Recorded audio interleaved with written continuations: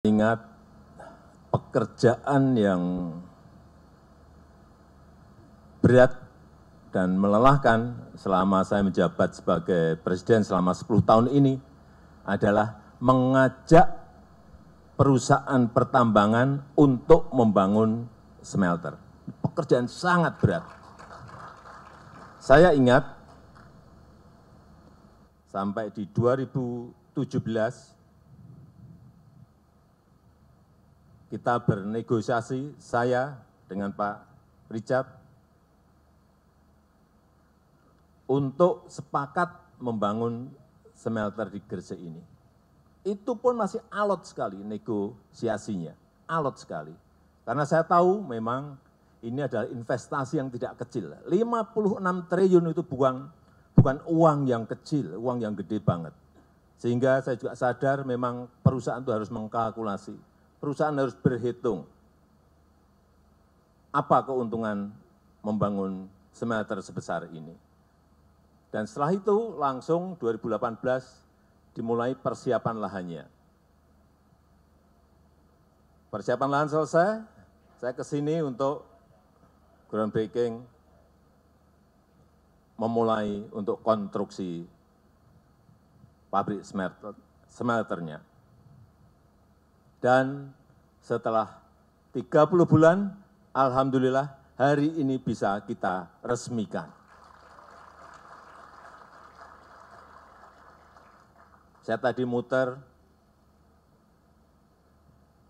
lahan yang dipakai lebih dari 100 hektar, 104 hektar. Sangat besar sekali. Investasi tadi 56 triliun rupiah. Tetapi dengan pembangunan ini, iseng-iseng saya berhitung, berapa sih revenue-nya berapa, dan paling penting buat kita, buat presiden adalah penerimaan negara, baik pusat dan di daerah seperti apa. Hitung-hitungan saya, penerimaan negara masuk kira-kira 80 triliun rupiah dari PT Freeport Indonesia. Baik berupa dividen, royalti, PPh badan, PPh karyawan, pajak untuk daerah, pihak luar, pajak ekspor, semuanya. Kira-kira angkanya seperti itu. Ini angka yang sangat besar sekali. Ini kalau hanya satu perusahaan. Tadi pagi saya juga buka smelter di Sumbawa.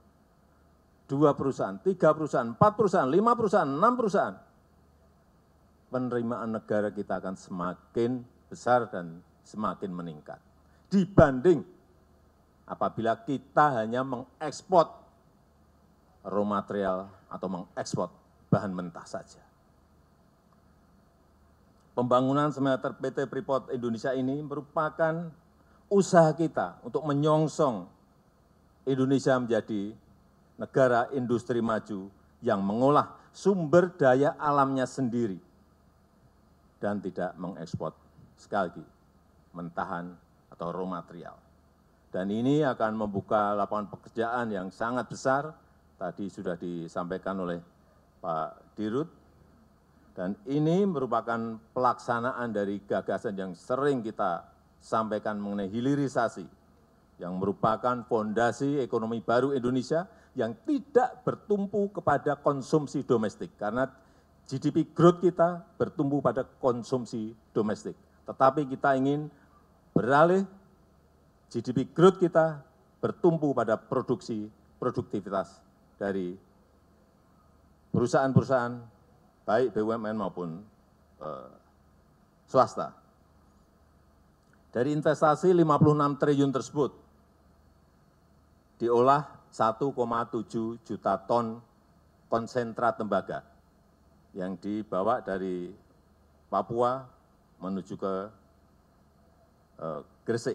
Hasilnya 900.000 ton katoda tembaga, kurang lebih 50 ton emas, dan 210 ton perak.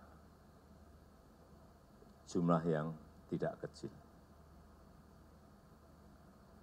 Dan ini kalau melihat industrinya sebesar ini, saya yakin ini akan melibatkan banyak UMKM, usaha-usaha kecil, baik berupa catering, baik untuk menjadi subkontraktor dari semua yang berkaitan dengan smelter di Gresik ini.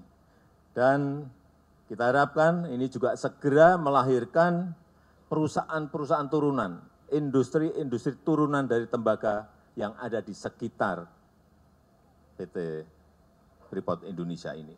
Sudah ada yang mulai untuk produksi copper foil, saya kira nanti akan diikuti mungkin pabrik kabel dan lain-lain untuk masuk ke negara kita, termasuk tadi yang disampaikan oleh Bapak Erick Thohir mengenai selenium yang juga dihasilkan dari smelter tembaga ini sehingga bisa diproduksi semikonduktor. Saya rasa itu yang ingin saya sampaikan, dan dengan mengucap Bismillahirrahmanirrahim, pada sore hari ini saya resmikan produksi smelter PT Freeport Indonesia di Kabupaten Gresik, Provinsi Jawa Timur. Terima kasih. Wassalamualaikum warahmatullahi wabarakatuh.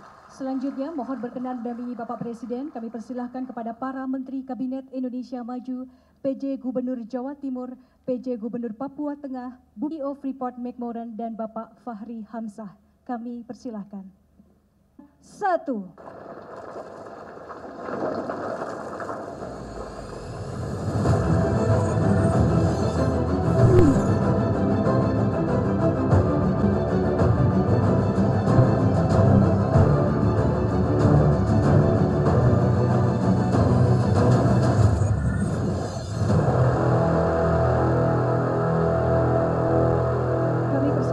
Melakukan penanda tanganan prasasti.